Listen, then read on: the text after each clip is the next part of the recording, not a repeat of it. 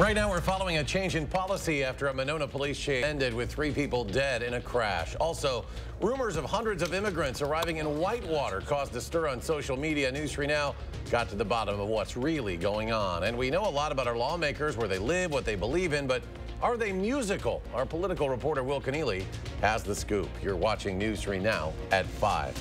It has been a pretty mild winter so far here in Wisconsin, but a winter storm system is headed our way. There could be some significant impact on travel from accumulating snow and also the wind.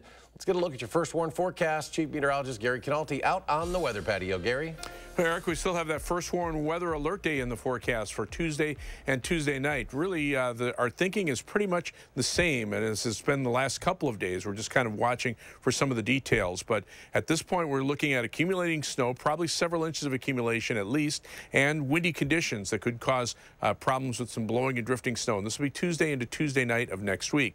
The time lapse in Madison showed cloudy skies for much of the day today, but it looks like things are actually starting to clear out a little bit. As we look at low temperatures this morning, they were down around 20 degrees in Madison. Most areas saw temperatures in the lower 20s. Right now, temperatures are in the mid to upper 20s through much of southern Wisconsin. Here in Dane County, Madison right now at 29 degrees. It's 30 in Middleton and 29 degrees in McFarland. Look for skies to become partly cloudy this evening. Temperatures holding nearly steady in the middle 20s. Later on, I'll take a look at what we know and what we're still unsure about the winter storm and kind of time it out for you as we head through the early part of next week.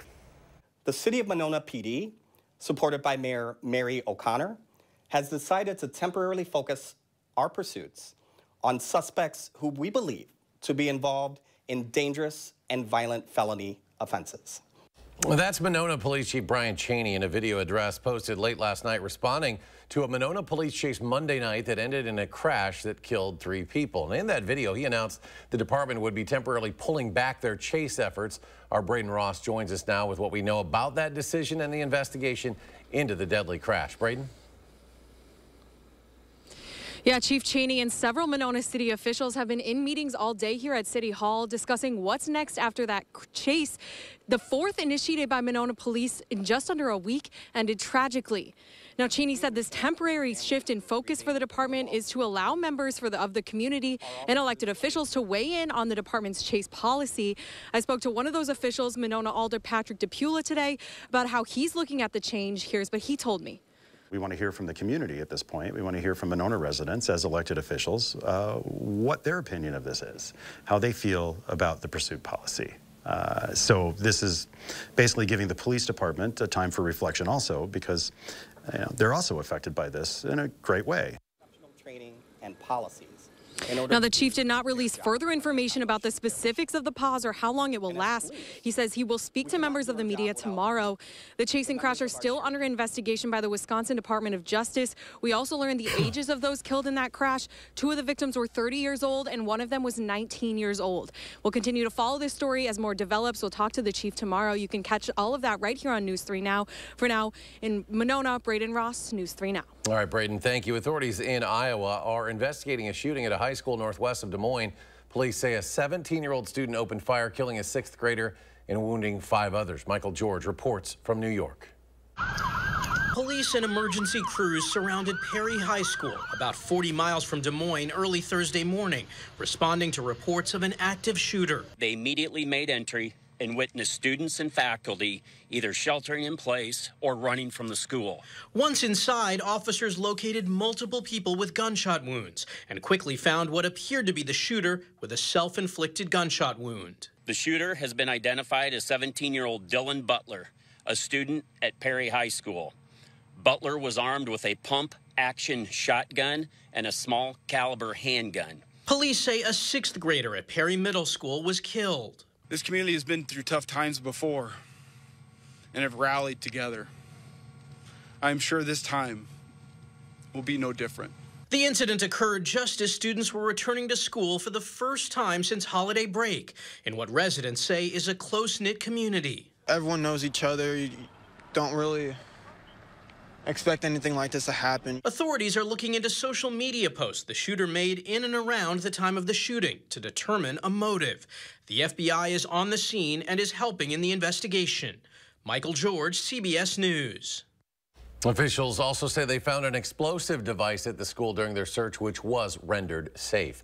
Department of Homeland Security Secretary Alejandro Mayorkas is pushing back against critics who say he's purposefully failing to manage the southern border. Attempted crossings reached an all-time high last month. The White House has asked Congress for nearly $14 billion to hire immigration judges and agents, fund shelters, and provide surveillance. A bipartisan group of senators and the White House are trying to broker a compromise to combine that funding with policy changes. Republican House Speaker Mike Johnson visited the border yesterday with dozens of House Republicans pushing for a return to Trump-era policies. In an interview on CBS Mornings, Mayorkas says he has no time to play politics. What we are doing is enforcing our laws. And when people come to the United States at the border, they are placed in immigration enforcement proceedings. And those proceedings take many years because our system is broken and it is also underfunded. Well, Speaker Johnson is trying to impeach Mayorkas. The first committee hearing on impeachment is scheduled for next week. In Whitewater, the topic of immigration has sparked rumors of hundreds of immigrants arriving in the city, but the reality of the immigration population in the city is more complex than the headlines. Our Maddie Heimsch went to Jefferson County to set the record straight. Last week, on December 28th, Whitewater's police chief and city manager co-signed this letter to the White House, asking for support in serving their increasingly immigrant population. Now, the letter has gained attention of many who city officials say may not understand the full context. The letter estimates that 800 to 1,000 immigrants have arrived in Whitewater in the past 2 years. Some people took to X and other various sites to express their concern with the situation. Quickly, stock photos of immigrants exiting a bus, references to the Biden administration, and words like dump and flood were being used to describe the situation. Whitewater immigration expert Margaret Wheeler told me it's always more complex than a headline. It's never a black and white situation. We have amazing immigrants here that we've had here for years that are doing wonderful things in our community. I spoke to city manager John Wydell, who emphasized the fact that the issue has been ongoing for years. He also said the letter was an attempt to support the immigrant population, not villainize them. What I believe we're dealing with is nothing other than what everybody else wants, which is to find a place for their family to be safe and have services, to become employed, to find a place to live, and to ultimately have their family and their children be educated, go through the schooling system, and be citizens like everybody else. Wydell says the city has been addressing the change in population for years in the form of English classes, job fairs, and implementing technological advancements to the police force. He and Police Chief Daniel Meyer said they wrote the letter in hopes to receive additional funding for city and police staffing and translation services for government communication. Wydell says the issue lies in resources, not politics. You can read the letter in full on channel3000.com. Reporting in Whitewater, I'm Maddie Heimsch, News 3 Now. A task force being created by Madison police will focus on preventing hate crimes. The task force was formed to address bias-motivated threats, harassment, and violence across Madison. Members will investigate reported crimes, assist victims of crimes, and work with community members on what they should look for in a potential hate crime. Each district in the city will be assigned a detective to look at cases with a hate crime enhancer. They'll then report back to the task force about what they saw. We want everyone, number one, to be safe and to feel that Madison is still a place of inclusivity and of tolerance. Wisconsin does not have a hate crime charge. Instead, hate crimes are enhancers to other charges. 2 consultants have been hired to analyze new legislative boundary lines in Wisconsin with an hourly rate of $450. They'll be paid up to $100,000 each in taxpayer money under the terms of their contracts made public today. Now, this comes after the Supreme Court in Wisconsin tossed the current Republican-drawn maps. The state director of courts has the authority to exceed the maximum amount if she determines it's necessary. Wisconsin, one of more than a dozen states currently wrestling with challenges to redistricting maps. Previously sealed documents from the Jeffrey Epstein case are now public. They contain excerpts from depositions from Epstein's victims and his partner, convicted sex offender Ghislaine Maxwell. Multiple famous figures are named as being associated with Epstein in those documents, though that doesn't mean there's an indication of wrongdoing. The documents will continue to come out over the next few days. Today, a group of Illinois voters asked the State Board of Elections there to take Donald Trump off the ballot because of his role in the January 6th insurrection. That makes Illinois the latest state where the former president faces a challenge to his candidacy under the 14th Amendment's insurrectionist ban.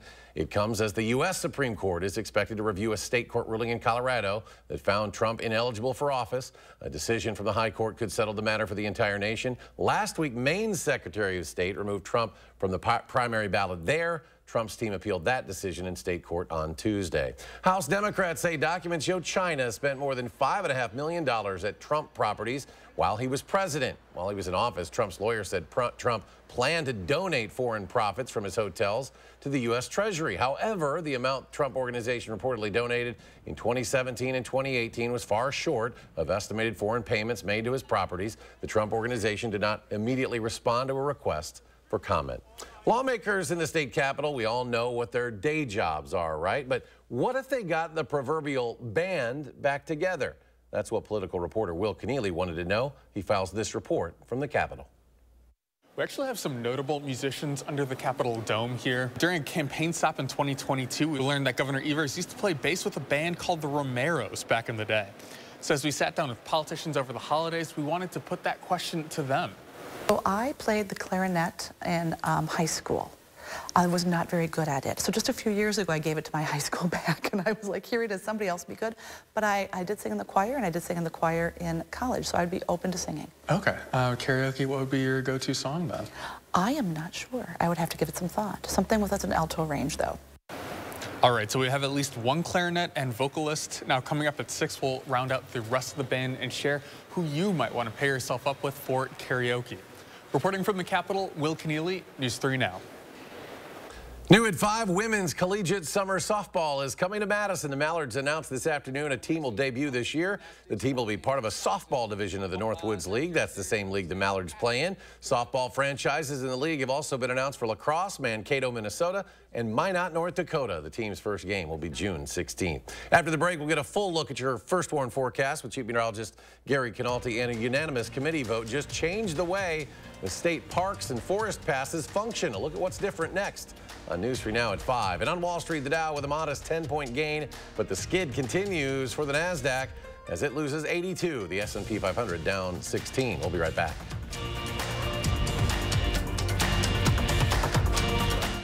Join Dr. Ashish M. Raval on January 11th at 5:30 p.m. to learn about the causes of shoulder pain and pain relief options. To register for the free online educational talk, visit stoughtonhealth.com and click on classes and events.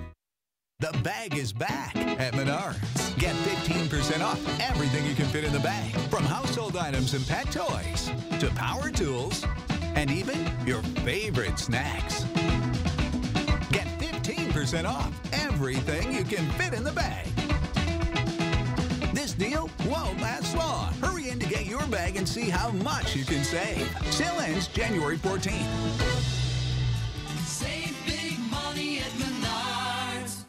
Thousands of our heroes face the difficult choice between keeping their heat and power on or facing homelessness. 21,000 Wisconsin veterans are living below the poverty line, many impacted by physical or mental health challenges. Wisconsin loses 3 veterans to suicide every week. Together, our mission is to provide all struggling Wisconsin veterans with a critical survival safety net that keeps them safely in their homes. You can make a real difference by providing a donation to the Wisconsin Heat and Housing for Heroes initiative, with 95 cents of every dollar donated going directly to those right here in your community. Help by visiting www.heatforheroes.org or by calling 1-800-891-9276. That's 800-891-9276. Hi, my name is David. I've been working hard and not giving up since I was a kid. And I bring that same spirit to Gruber Law Offices. We are fighters, scrappy but respectful, pushing hard for our clients. We know how to win, and we're not afraid to get back up after taking a hit, advocating for the underdog and pursuing justice. We are just warming up, and we're ready to continue serving Wisconsin with all we've got. One call, That's all. Join Dr. Ashish M. Raval on January 11th at 5:30 p.m. to learn about the causes of shoulder pain and pain relief options. To register for the free online educational talk, visit stoughtonhealth.com and click on Classes and Events. A first warned weather alert day is in the forecast for Tuesday for accumulating snow and brisk winds. At 6, I'll let you know what to expect. Then, after a fatal chase, the Monona Police Department is changing its pursuit policy. We have the details tonight at 6. From damaging drought to catastrophic flooding and severe storms in every season, the News 3 Now First Warn Weather Team gives you a deeper understanding of Wisconsin's ever-changing weather with special reports that go beyond the barometer. Only on News 3 Now. You're watching News 3 Now at 5.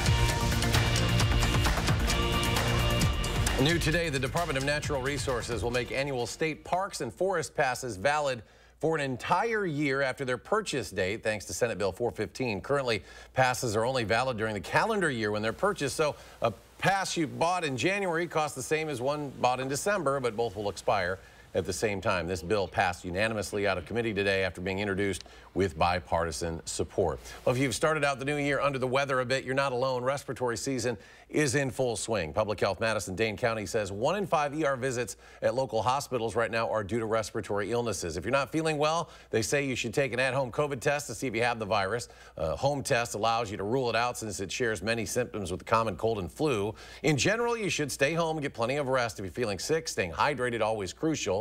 If you feel you're not getting any better after a few days, you should call your primary care provider as you may be ill with something more serious. Time now to get a complete look at your First Warn forecast. Here's Chief Meteorologist Gary Canalti. Gary? Yeah, the weather pattern is starting to become a little more active as we head into the first part of the new year. 3 things you need to know in the forecast. We'll see some flurries or maybe some light snow showers on Saturday into Sunday morning. After that, Monday will be quiet, but then we have a potential winter storm with snow on Tuesday into Tuesday night with accumulations likely, but also another system on Thursday brings the potential for some accumulating snow, and maybe next Sunday as well.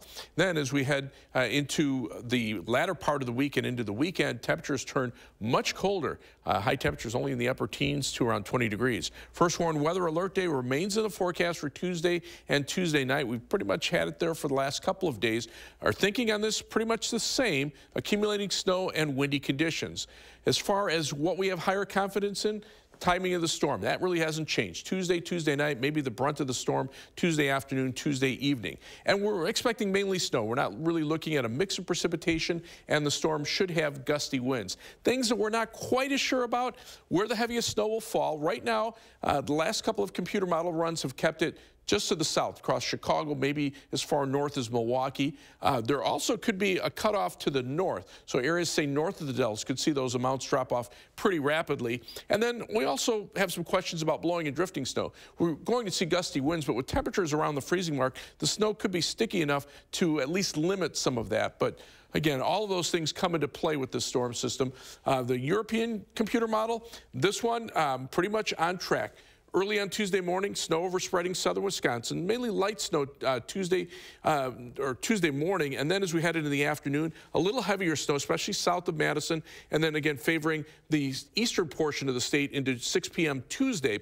But notice then, as we head toward midnight, the snow starts to lift off toward the north and east. The back edge of the snow just west of Madison. By early on Wednesday morning, the snow pretty much out over Lake Michigan and heading eastward into Michigan. We actually could even see a few breaks in the clouds. Snowfall from this computer model right now, 2 to 4 inches in and around Madison, heaviest snow down across northern Illinois toward Chicago. So this has gone south just a little bit. Notice to the north and west, La Crosse, only around an inch or less of snow. The GFS computer model, this is the U.S. computer model. 6 p.m. Monday, the snow still pretty far to the west. By midnight, it's still west of the Mississippi River, although starting to spread into northern Illinois. Then that snow starts to lift toward the north. We see a round of snow in the morning, and then another round starting to develop later in the afternoon. But this favors more southeastern Wisconsin, northern Illinois. So areas, say, north and west of Madison, if this computer model turns out to be correct, would probably see lesser amounts of snow, whereas there'd be heavier amounts right along the Lake Michigan shoreline down into Chicago. 6 6 a.m. Wednesday, back edge of the snow around Madison. Everything pulls off to the east. And as far as snowfall amounts there, again, this favors more toward the south, heavier amounts toward Chicago. This is also backed off in the Madison area and cut off a little bit more to the north and west. But we're still several days out. And a lot of times these storms lift farther north than expected, especially once the storm moves in across the west coast of the United States. We get a little more weather data to go into the computer model. So we'll see how this all plays out. Planning your night looks pretty good. 9 p.m., we'll see partly cloudy skies. Temperatures drop to the lower 20s by midnight, and then those temperatures hold nearly steady overnight with a few more clouds starting to come in later tomorrow night. Temperatures by morning in the middle 20s. Planning your night across Dane County, look for a low of 25 Dalyville, 26 in Verona, and 22 in Brooklyn. Across the rest of southern Wisconsin, 20 for the low in Wautoma, 23 Baraboo, and 25 in Platteville. For Madison for tomorrow, variably cloudy skies, not as cold, high temperature at 35. First warned 7 to 10 day forecast, temperatures mid-30s for the weekend. Chance of snow showers Saturday, a flurry chance in the morning on Sunday. Monday's dry, and then that winter storm system on Tuesday with snow and wind ends as a few flurries early on Wednesday. Another system Thursday, maybe some minor accumulations here, ending as flurries on Friday. But notice the high temperatures. They drop back to the upper teens around 20, and maybe another chance of snow about Sunday of next weekend. As we check out first warned traffic right now, yesterday we had some travel issues on the Beltline. Right now, Beltline looking pretty good. It's a few delays right around Park Street, but as far as travel times are concerned, just slightly elevated on the eastbound Beltline, 17 minutes there. Westbound Beltline, 15 minutes from the interstate to University Avenue. Inbound from Sun Prairie to downtown is 17 minutes today. The same trip outbound will take you 18 minutes from downtown to Sun Prairie.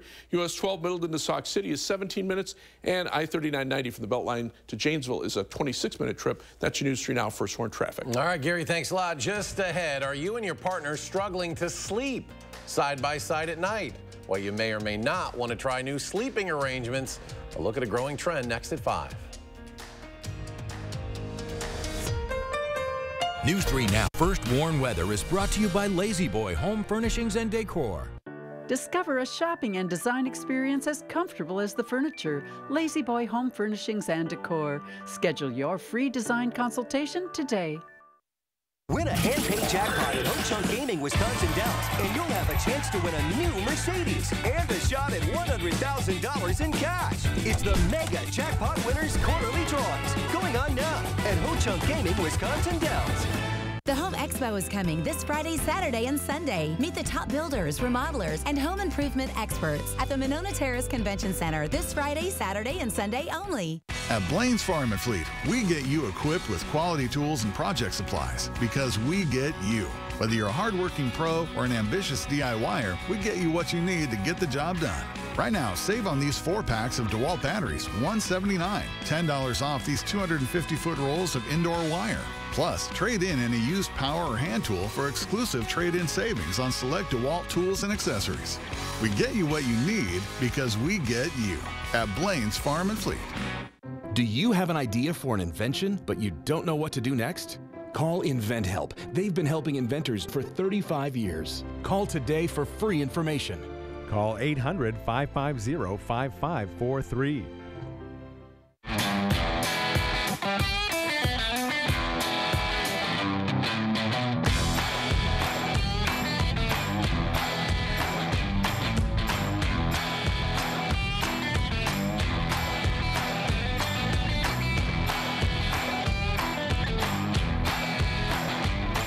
Stop by your local Ford dealer today for the best offers on our full lineup of winter-ready Ford trucks and SUVs.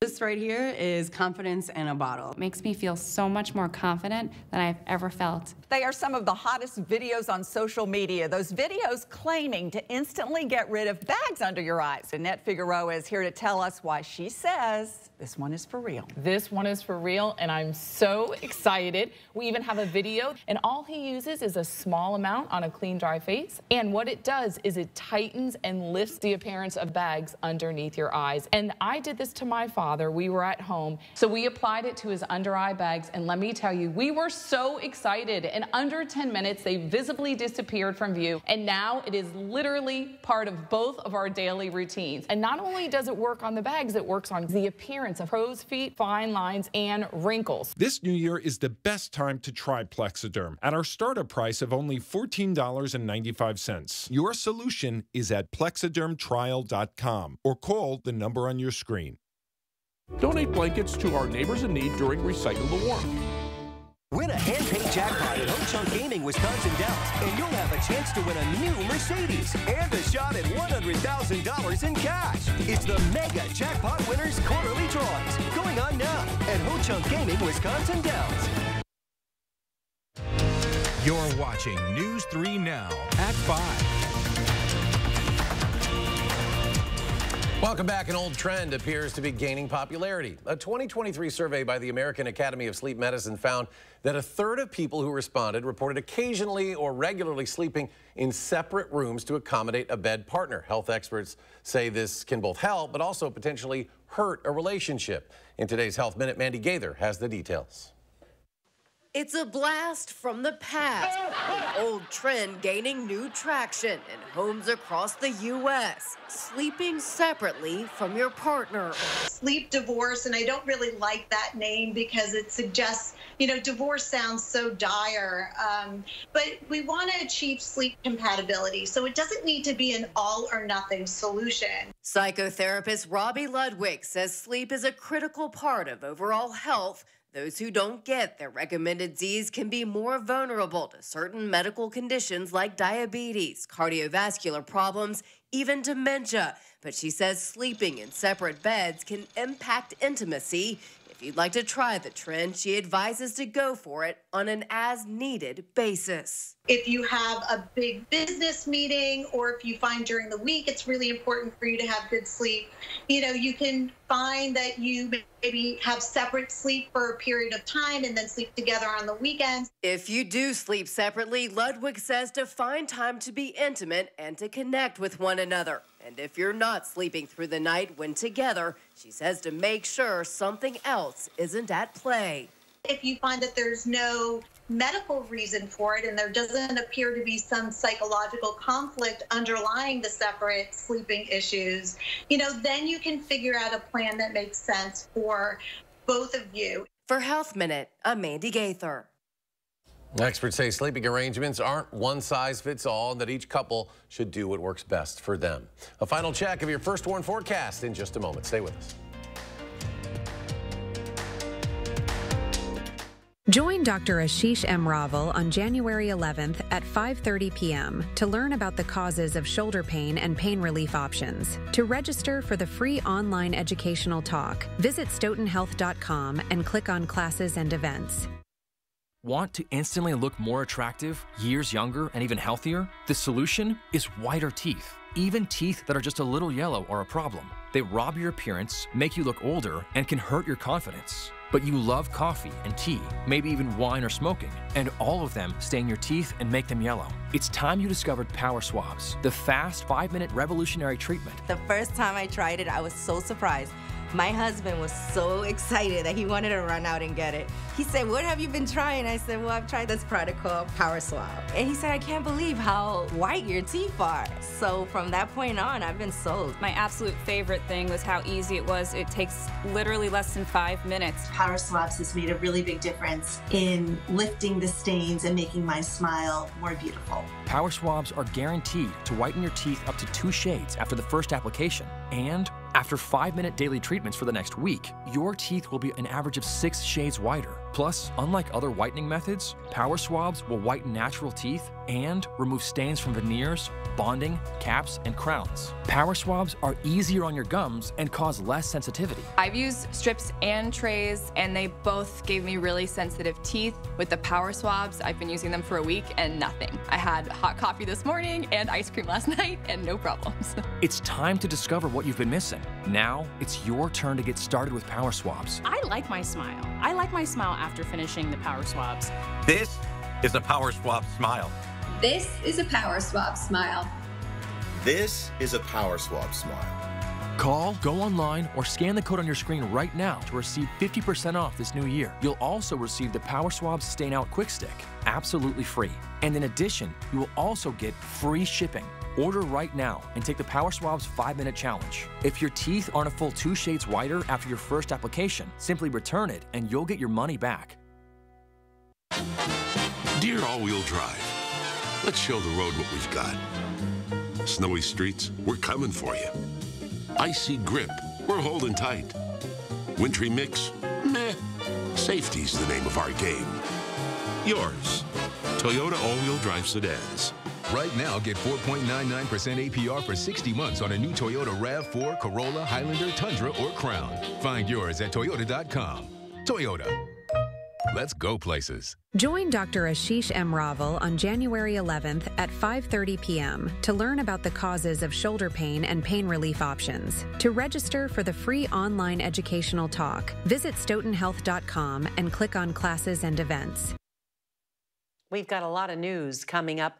Our Guns in America series continues. Tonight, we look at technology that could help people survive shootings before help arrives at the scene. That's tonight on the CBS Evening News. And coming up tonight on News 3 Now at 6, a special friendship forged in Appleton. 2 young adults are now facing their medical challenges side by side. Their story of battling adversity together coming up in the next half hour. The ice city of Harbin, the snowy capital of a northeast province in China, is attracting record numbers of visitors with its grand and intricate ice sculptures. The vice director of marketing at Harbin Ice and Snow World says the average number of daily visitors to the park this year has almost doubled since 2019. Visitors flocking to the city have booked out hotels and sold out tickets. Over the New Year's holiday, the city's annual Ice and Snow Festival helped draw in more than 3 million visitors during the 3-day holiday that ended Monday, generating $826 million in tourism revenue. Quite a sight there. And we're looking at some weather coming early next week, Gary. It needs to be cold enough in order to, to have that kind of an outdoor celebration. Well, we will get some snow. Live view from the Edgewater Sky Cam. Skies are mostly cloudy, but there are some breaks in the overcast. Temperatures right now are in the upper 20s. Here in Madison, 29. Janesville still at 32 degrees, but these temperatures will be slow to fall this evening. Still 30 in Middleton and Cross Plains, 30 also in Belleville. Look for skies to be mostly cloudy, changing to partly cloudy by late evening. Temperatures dropping off into the middle 20s by late evening. But we still have that first warned weather alert day in the forecast for Tuesday and Tuesday night for accumulating snow and gusty winds that could cause some problems with blowing and drifting snow as well. All right, so we'll keep an eye on over the next several days. We'll be back in 30 minutes for News 3 Now at 6. Stay tuned now for the CBS Evening News.